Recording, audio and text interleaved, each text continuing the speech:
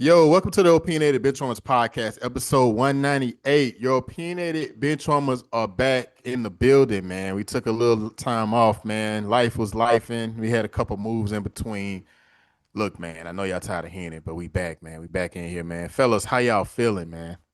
Feeling good, man. I'm glad to be back. I'm glad to be on 198, man. It's a blessing. Glad to see my brothers, man. Every time that we take a break, it's because we elevate, man. It's a lot going on with his Bars. moves, his family, his marriage. You know what I mean? It's like it's elevation. Like you said, life be life, but Why you it's why you it's a telling good all life. our business? Why you telling all our business? I'm just It's a good life. It's a good life. Yeah, nah, man, for real though, it does feel good to be back. It's been kind of a little bit of a minute, but anytime we come back, we always come back with that same kind of fire and energy that we had previously, because we talking about what we love to talk about, that sports, what y'all love to hear from us. And so, for us, it's time to get back to it, time to give y'all what y'all been waiting for, what y'all been watching for. So go ahead, we'll just jump into it, man. I'm not gonna hold it any longer.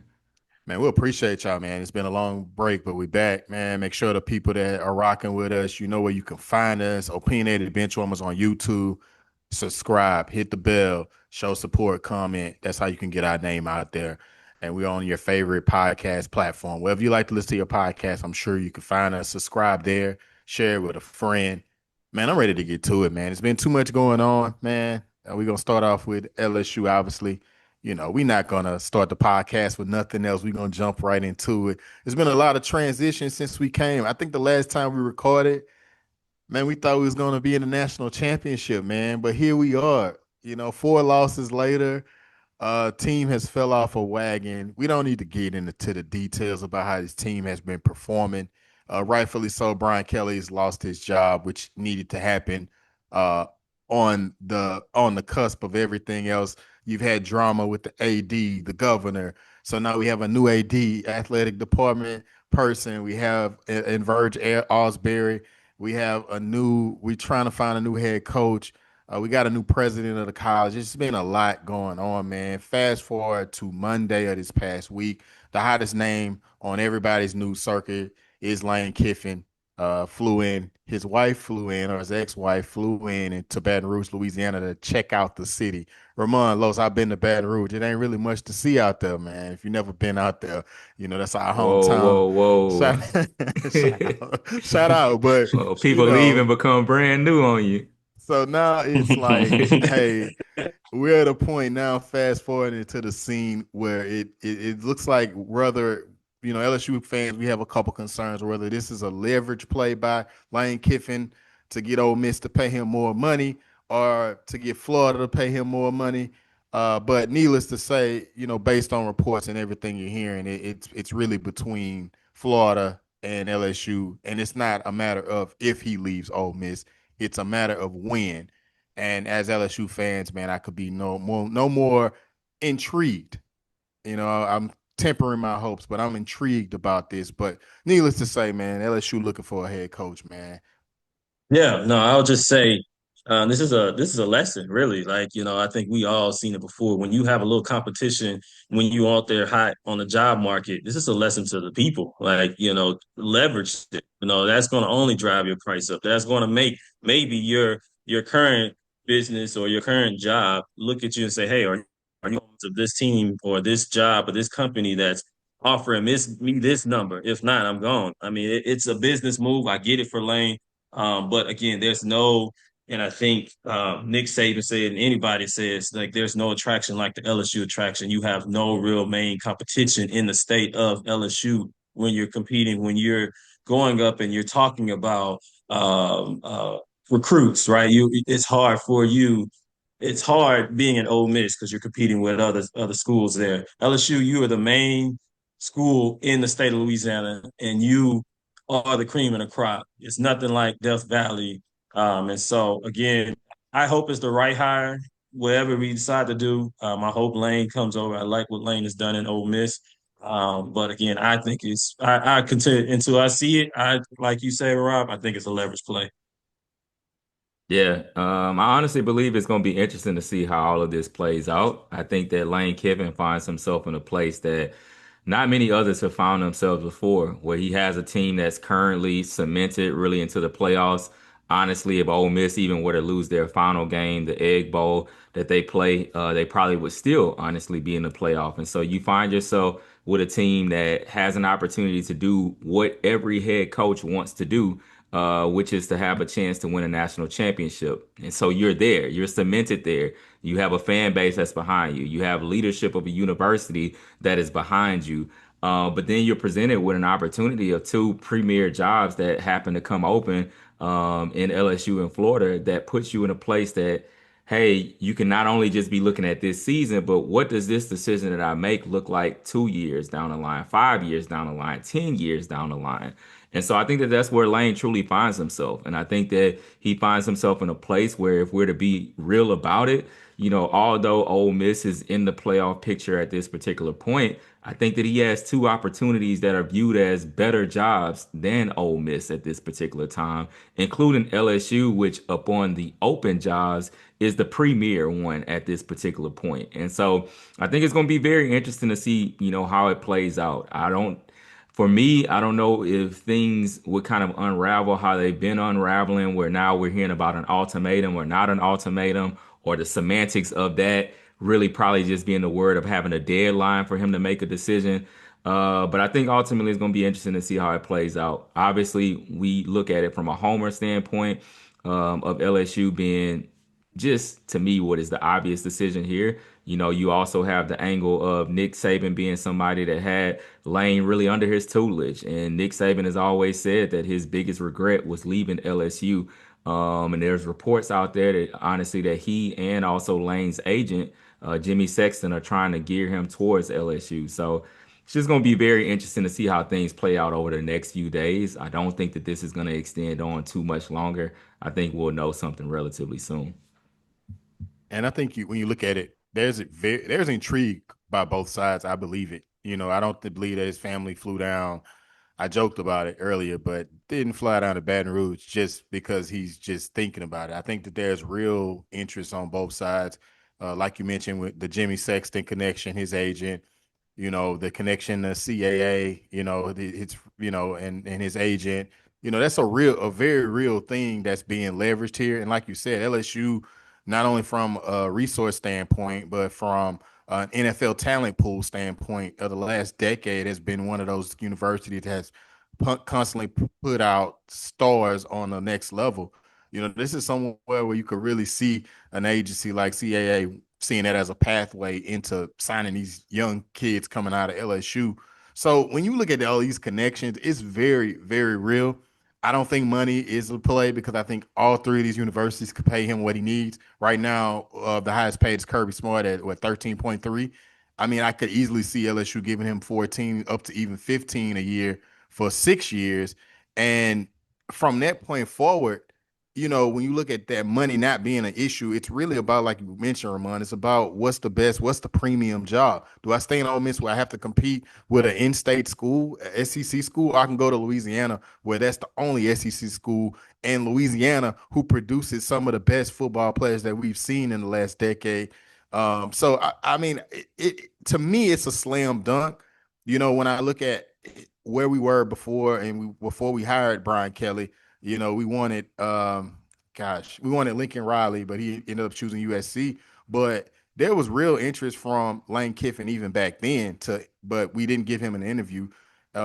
Needless of it, we know his history, but to this point, he's a changed man. Seems like he's a bit more mature. But LSU didn't even give him a look. So I think this is somewhere where he has wanted to be. I do think we have a real shot. I'm not willing to go out there to say that it's a done deal, but I do feel like as though we feel like we're in an impasse where we're waiting, sitting on the edge of our seats for him to make a decision. But what I am confident in saying is that he will not be coaching Ole Miss.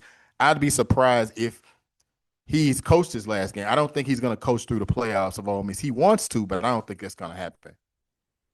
Wow, I think that's pretty bold. I don't know. I don't know. That is I hope you're right, but I think that's kind of bold. I mean, again, him flirting and doing this, what he's doing right now is different than what you've seen or ever seen before at this standpoint, especially being a team that's competing. But I'll be really shocked if he was not still coaching, found a way to still coach this team.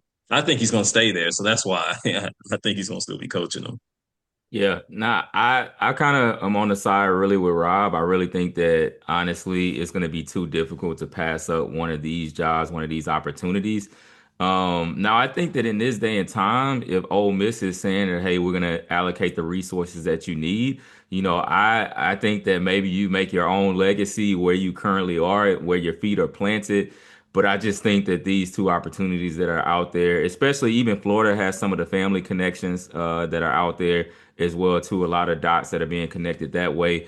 And I think too, as it relates to LSU, I think that people can't forget that really Lane Kiffin was coming to be the OC at LSU before he got the job at the head coaching job with I think Florida Atlantic or Florida International. I always get that kind of mixed up. But before he got that head coaching gig when he was leaving Bama, he was actually becoming Ed Orgeron's. He was coming here to be the OC. So he's very familiar with LSU. He was already going to plant his flag here at a certain particular point. So it'll be interesting to see how it And, shakes out, man. and, and his daughter is dating, one of our starting linebackers. So I Yeah, mean, it's we that too in there. It's that too in there. right. Weeks. Well, be interested to see, man. But let's say as fans, we don't get Lane Kiffin. I think we're all in agreement that we'd love to have Lane Kiffin. I think that it'll be a shift of the culture, and I think that that will be finally where LSU gets to a point where we're mirroring Alabama to where we're winning year in and year out, where we're persistent. Like I enjoyed the 2019 championship, but I would give up a championship here or there to get multiple championships and like 3 championships in 4 years or 2 championships in 3 years. I would give that up to did that. And that's the next step I want to see LSU. And I think Lane Kiffin could really do that. I think he really could take us to that next level. But when you look at the coaching pool, there's a lot of talented names up there. And the first name that comes to mind is Summerall out of Tulane. Did I say his name right? Did I butcher Summerall. it? Yeah. Summerall, yeah, he's a hot name out there. But when you look at Auburn in the market of getting a new coach, and now you're looking at Ole Miss, who's kind of like, hey, Lane, what are you doing? I need to know because, like, James Franklin went to Virginia Tech last week. I mean, this week officially. There's some names out there that we need to go. So I think Lane is at this point holding us kind of hostage right now. I really want Lane to make a decision because I mean these coaches are going to get taken up soon. Yeah, I mean, even on the Summerall thing, I know that it was reported that he was supposed to meet with Florida just today, and that was Yeah. quickly changed and said that he took them off their list. So, what does that mean? You know what I mean? Does that mean that hey, he's waiting on this Lane Kiffin thing? Because again, he right now, if Tulane finishes out, they're going to be in the playoffs. Which again, that is crazy talking about a Tulane school and how well he's turned that program over.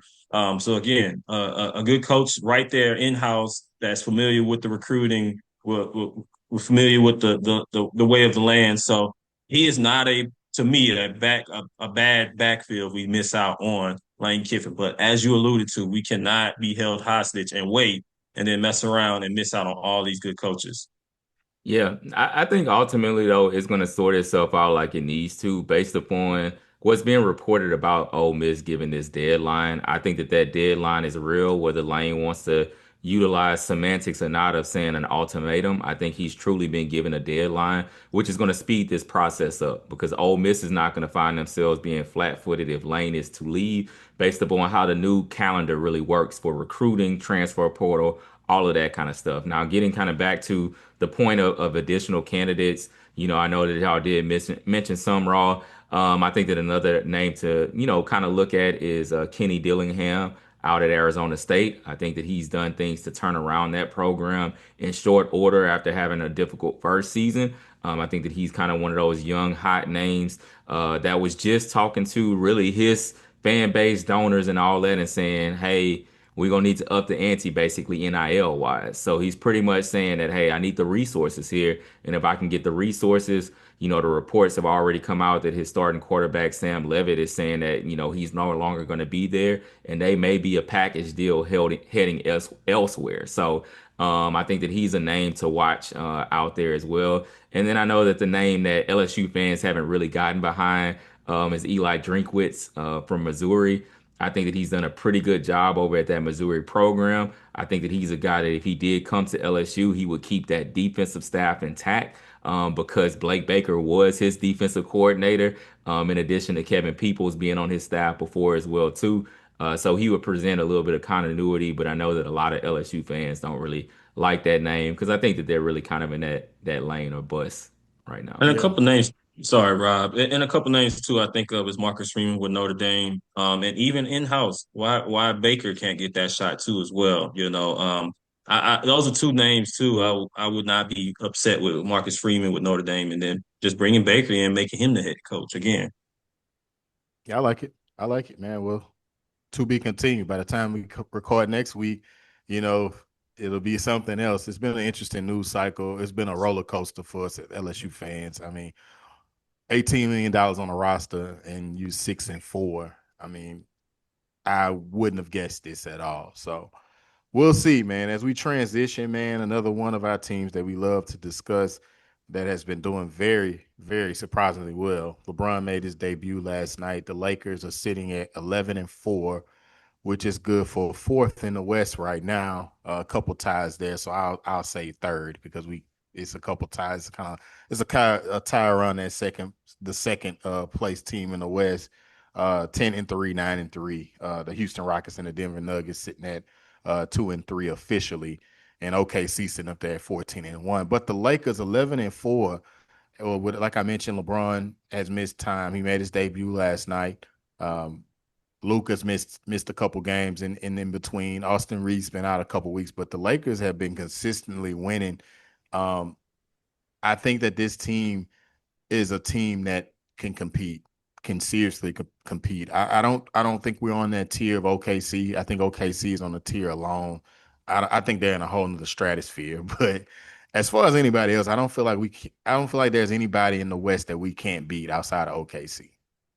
Yeah, I would agree with that statement. I would even go as far as saying I don't think there's anybody in the NBA that we can't beat outside of OKC. I would say both sides. I think the Lakers are that good. And then when you add a LeBron into the mix, you add that now what I've seen in the one game he's played, that Swiss Army knife of really much pretty much he fed in last night. I unfortunately as an East Coast guy, I stayed up and watched that game. I know I'm sick. I can't stop I doing couldn't it. make Even it, brother. I thought I was gonna watch it. I made it. I didn't even make it out the first quarter. I, I know. 10:30 Eastern time is sick. I just need to not start watching the game because once I start, I get locked in, and then before I know it, I'm getting texts every morning at like 1 o'clock in the morning saying, "Hey, did you just see that?" And I respond right away, "Yeah, I just saw it." So I gotta anyway.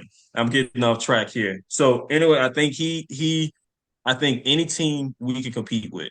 I would love to see the Lakers go up against OKC with LeBron fully in the swing of things and see how we match up because that last game against OKC, it wasn't even a match.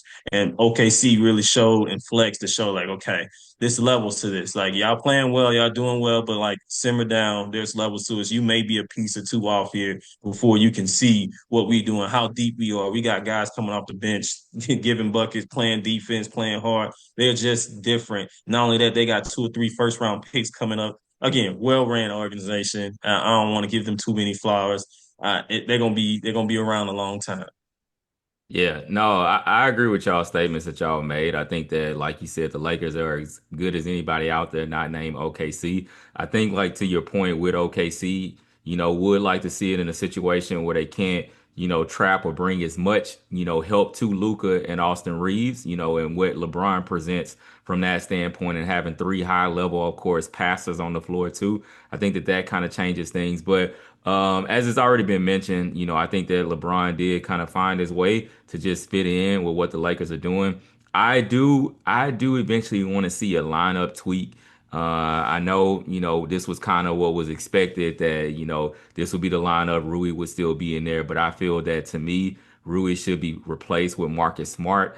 And this is no shot at Rui at all. Rui has been playing great basketball, but I think for Marcus Smart, especially when we get into situations where we're playing quicker guards or more potent offensive scoring guards, I think that he's a better point of attack defender. And when you don't have him in there, then it forces Austin Reeves to be put in those situations sometimes. So I think a little bit for lineup balance for me, I think the tough decision to take Rui out of the starting lineup and put Marcus Smart is what I ultimately want to see. But to say that, man, I'm excited with how the Lakers look at this particular point from top to bottom. Excited with what we've been able to get from DeAndre Ayton as well too. In addition to all the stuff that we heard over the offseason or after the first game of the season of how it was going to look, I think that he's also been playing pretty well. And so it's going to be very interesting to see as LeBron kind of gets his legs back under him, gets his wind going and everything, what this team really gels to be.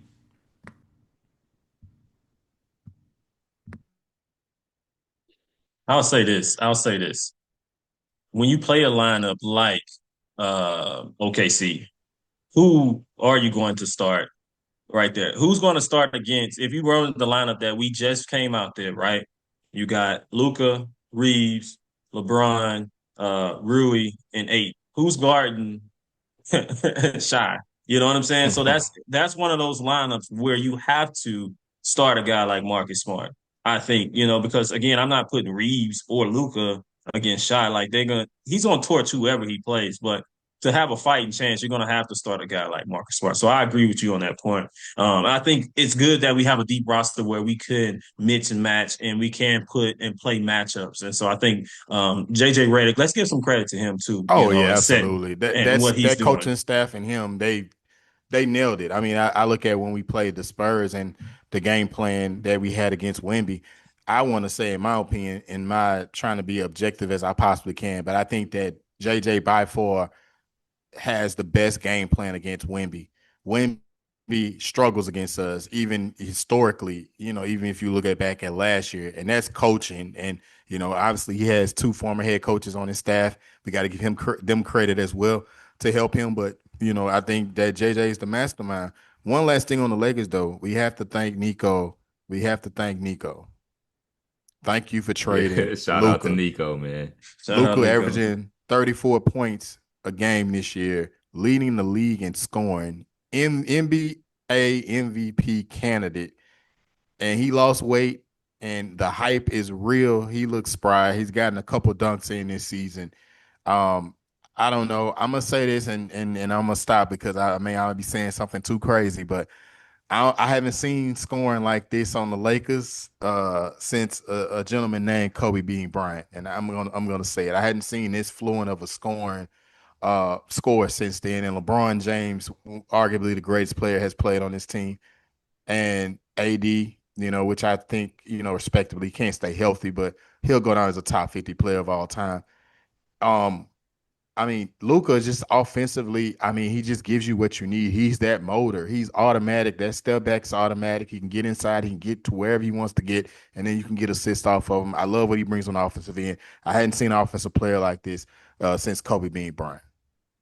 Yeah, I couldn't agree more too. Big shout out to Luca. And another player I would love to shout out to on the Lakers is DeAndre Ayton, right? Oh He yeah, was yeah, he was he was told to be yeah. he was a Twin. bum. He was he was lazy. He couldn't do it. His motor wasn't there at times. Like the numbers that he's done consistently and protecting the rim, being our last line of defense, he's done it game in and game out. So big shout out to him. Hopefully he can continue doing this. But again, the deal that we got him on, he's happy with us. We can find a way to keep this guy in the building, keep him on the Lakers because it's nice to have a center. We know what we dealt with towards the end of the year after we traded Anthony Yeah. Davis. It was a rough It was a time. We big thought we was hole. gonna Yeah, it trade. was a big hole. Yeah, Yeah. with the trade, Williams fell through, and so it's good to get a center to get somebody down there that can have Look, some touch around the rim. look, the gentleman averaging 16 and 8. I mean, that's all we need. If he can sustain this through, he's done this through 13 games. If he can Yeah. sustain this for the rest of the season. And then we got to shout out Austin Reeves. He's there. He's arrived now. I'm ready Yeah. to say that. I mean, I know he averaged 20 last year. But I think this year he's averaging 28, but I think he's just taking that next step. He's a consistent contributor to the team. I mean, he's dropping 40 and 50 with Luka and LeBron out. Like he has arrived. I trust him. And I do have to see it in the playoffs. I do have to see it in the playoffs and in meaningful games. But for now, let's get the $40 million a year out for him. I mean, that's Yeah. what he needs. We need to pay him. Pay the Yeah. man. Yeah, yeah, and I think that honestly you will see it. I think that, when we saw even in years past the way that he performed against Memphis and also against Denver a couple years ago was really solid. I think people look at last year and don't really pay attention to the fact that he was actually hurt in that Minnesota series. It was actually an injury that people said he shouldn't have even been playing or should have been out several weeks. So I think that you will see it continue. And I think last but not least, man, I think that shout out to Rob Pelinka. This is a guy that gets scrutinized a lot for the decisions that he makes. Whenever it's something that works out, it's something that just fell into his lap. But then when it doesn't work out, then it's all his fault. He can never pretty much win. But I think that honestly, when you look at this roster, even looking at the simple fact that it was really kind of scrutinized of what happened with Dorian Finney-Smith. And you look at the fact that he turned that into what is now Jake LaRavia, what is DeAndre Ayton, and what is Marcus Smart, who have been three key contributors to this team. So I think hats off to Rob Pelinka as well too, just because he gets scrutinized so much negatively. I think that when things are going well, we need to have a chance to shout him out. Yeah, I couldn't say it any better, brother. So we're gonna transfer into this NFL, man. We over halfway through the season. Things are starting to stars align. Not much to talk about with my Saints. I'm not even gonna go there, and y'all not gonna go there either. So we're gonna talk about y'all teams because y'all teams are on the top of both of y'all conferences, with the Los Angeles Rams being number two in the NFC at an 8-2 record, and then you got your Colts, Ramon, at 8-2. But the AFC is a much tougher conference I'm playing. But y'all sitting at 8-2, number three in the conference, man. I mean, those Denver Broncos at the top of the conference. That's crazy. But I mean, take it away, man. Y'all talk about y'all teams because there ain't much to talk about on this end. Yeah, I'll just say one to start this segment is my team's the only one that beat both of y'all teams, and so it's And been a take two really minutes, Los, not 10. We That's don't got right. that That's much okay. time. I ain't gotta say Jesus. much. I ain't gotta say much. My team is the only team that beat both of y'all teams this year, so Bro, it's you been a gonna good brag year off for beating me. my team? Come on now. It's been a good year. I always enjoy beating the Colts. I always enjoy beating the Saints. So again, when I mentioned this at the beginning of the year, when y'all said, "Hey, who's your Super Bowl pick?" and I said the Rams, yeah, I was like, "What? What? We got it on tape. What? No, The that Rams? was Rams? believable. That was believable. Rams? Oh my Nah, God!" And I had the Rams as a not as dark much. horse. Not as much. And now that we're kind of there, you know what I You mean? want to be the I saw the underdog so vision. bad, bro. No, I don't. We're there. I told you it was a Super Bowl win. That's not underdog. I told you we was going to the Super Bowl. I don't No, know I how didn't. that's I an didn't. I overdog. didn't doubt it though. I mean, the beginning of the season, I said y'all are a good team. Yeah, I think the yeah, media was late to the party, but y'all were a good team. yeah. Now, Los is a surprise. I mean, I'm sorry, the Colts was a surprise. So Yes, for sure, for sure. Yeah, no, I think that the Colts have been a surprise to everyone, but honestly, the biggest thing was just getting competent QB play. Now, nobody would have ever thought that that was going to come through Daniel Daniel Jones, Jones. you were not happy about Daniel Jones. No, I I remember wasn't. that. I wasn't. I wish we could pull that recording up. Yeah, I was not, but it shows you what it means to be in the right scenery, and what it means to have time to develop. And we've starting to see this time and time again. We saw it with Baker Mayfield and how he's turned things around. We've seen Sam Darnold and how he's kind of gotten a more productive situation, has turned things around. And now we see Daniel Jones that has had several years in the league at this point and got in a better situation. Honestly, as I've told y'all before, I've always believed in Shane Steichen. And so if you can get the right guy in Shane Steichen's system, then he can be optimized. We know what Jonathan Taylor is and what that running attack looks like. And I've always felt that the weapons that we have in the passing game, that they were good enough, like solid enough. I don't think that we have anybody that's elite in that receiver crew. But when you add that in addition to what we have from a tight end perspective, at this point, who's already elevated himself to probably one of the top three or four tight ends in the league, it's really paid dividends. I think that it kind of hurts us that DeForest Buckner has gone down, and will be out for a few weeks. But I like that what we're doing in the secondary. I think we got a little aggressive with the Sauce Gardner move, but what people not realizing as well too is that he's really going to be CB2 for us. People are forgetting that we got Ward that's coming. He might have just come back. He's about to come back. And so I think that secondary is going to be the best that we've had in many seasons. And I think we're going to find ourselves in the thick of it as the season continues to go on. I think that you always have that little bit of concern and fear and hope that Daniel Jones doesn't return back to old form. But I think that Shane Steichen is going to, help him to continue to play at his best level. So, I was a little worried after that Steelers game. He was looking real giant Daniel Jones that game. I yeah. ain't gonna lie to you. But hey, look, man, 8-2. Shout out to you guys. Saints not on the map. We don't have any clear direction. We are in the running for the number one pick in the NFL draft. We'll find a way to mess that up. I'm just a very jaded, upset Saints fan, so I'm gonna spare y'all the comments. But when I look at this landscape, again, as we head into the playoffs, man, the Philadelphia Eagles find themselves in the news week in and week out, but whether it's the AJ Brown dilemma. But this past game against the Lions, what I was most concerned about was Jalen Hurts. We have to have a real serious conversation about him. He is a former Super Bowl MVP. We do have to give him his credit. He is a Super Bowl champion. But I saw, from my opinion, just from the eye test, I see why they won't let that man throw the ball to Javonte and AJ. He had at least 5 to 6 horrible throws. He's an inaccurate quarterback. And when they don't rely on the run, they are a very vulnerable team. And, I think that it's a reason why the coaches didn't let him throw. He doesn't have the particular green light to display that scheme. But with the Eagles, if their defense wasn't so elite, man, like I mean, they will probably be in a lot of trouble with how they look offensively. They are just entirely too talented on offensive end to be struggling on offense. Yeah, I couldn't agree more. I don't have much more to add to that, but watching that game, it did open a lot of eyes. It was one sample size of it because I seen him. He did shred us, the Rams, later in that second half of the game. So I would like to see another game of him playing terrible. Maybe the Detroit. I'm in my head. I'm hoping it's just maybe the Detroit had a good game plan against him, and he was just missing, or he just had a bad day. I'm not gonna write him off yet, but yeah, that definitely opened my eyes.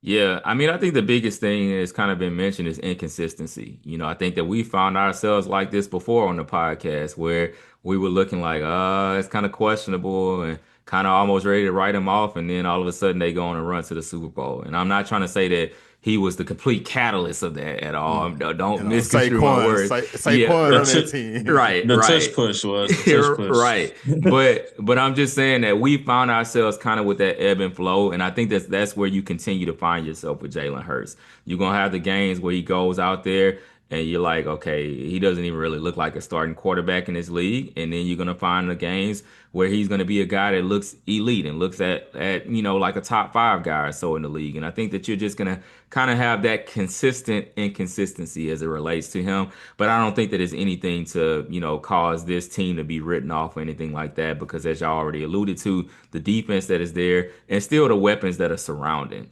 You still have, as you already talked about, Saquon in the backfield. We know with the receiving weapons that are out there, and we know that they have the play that now it's starting to be stopped a little bit more, just a smidge. It used to not be able to be stopped at all. Now we're starting to see people figure out a smidge, but they still have pretty much the most indefensible play out there. So I'm here to say that Jalen Hurts kind of is who I think he is. Like that's the guy that I think he is. I don't envision him as a guy that's just gonna come, every single game and just dice you up. But he's a guy that still will ultimately be solid enough for this team to do and get where they hope to get. Yeah, absolutely, man. So, as I look at our NFL division predictions, man, we was all over the place. Shout out to the listeners, and y'all know where to find us on O_benchwarmers on Instagram if you want to check out how we had predicted the divisions to go. And I mean, I don't know what to say. I feel like I chose the Vikings to win the division. I think that's probably like one of the worst decisions I could have made. I don't know what I was thinking. But at the end of the day, I wouldn't be expecting at this point the Bears to be leading the division either. So, it's any given Sunday, man. It's any given Sunday.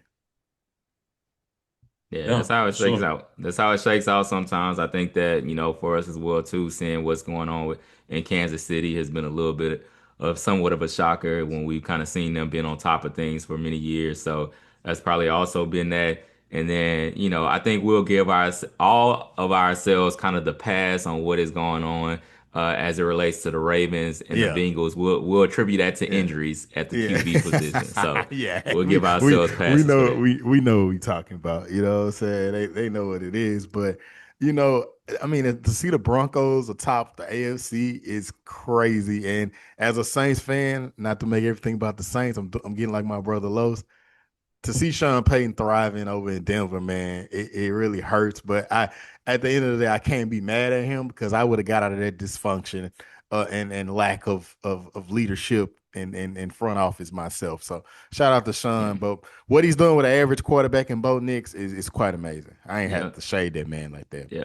I would say the other Yeah. shock, yeah, I would say the other shocker is New England too. Oh Seeing yeah, them be right up there absolutely. as well too. Now I know that their schedule hasn't been super difficult, but still wins are wins in the NFL, and so to be there has shocked me as well.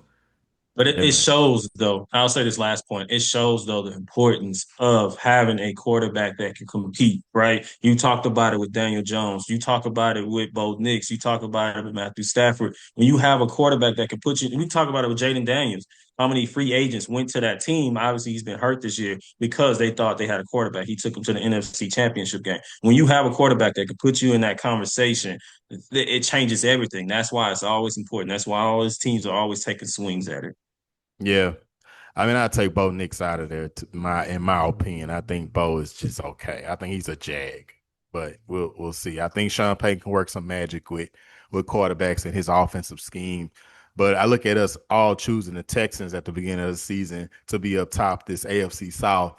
And Ramon, I mean, we don't have to rehash it, but to see what you guys have done, but to see the Jags even being ahead of, the Texans was a shocker to me. I don't know what's going on with CJ Stroud. I know he's injured now, but prior to injury, he hasn't been who he was his rookie year.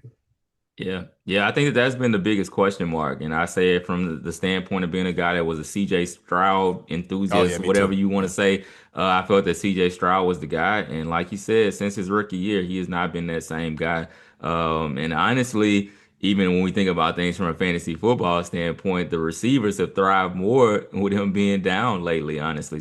Yeah. So I don't know. It's been kind of a head scratcher. But I think that a lot of it is attributed to what's been happening at the QB position. And that offensive line when you trade Laramie Tunstall, and I don't understand. He's been like one of the leading sacked quarterbacks since being in the league, maybe up there with Joe Burrow and the likes of Jaden. And you don't do anything to help that line. I don't understand it, man. Don't get me started on the lack of how people, view that situation and view the line. But fellas, man, I think we did it again, man. We back and we did what we do, and we do it all the time. Thank you for rocking with us. If you've rocked with us this long, make sure that you are looking at us on YouTube. Subscribe to our YouTube, hit the bell, leave comments on what you think about the show, share it with a friend. And until next time, we out of here. Later.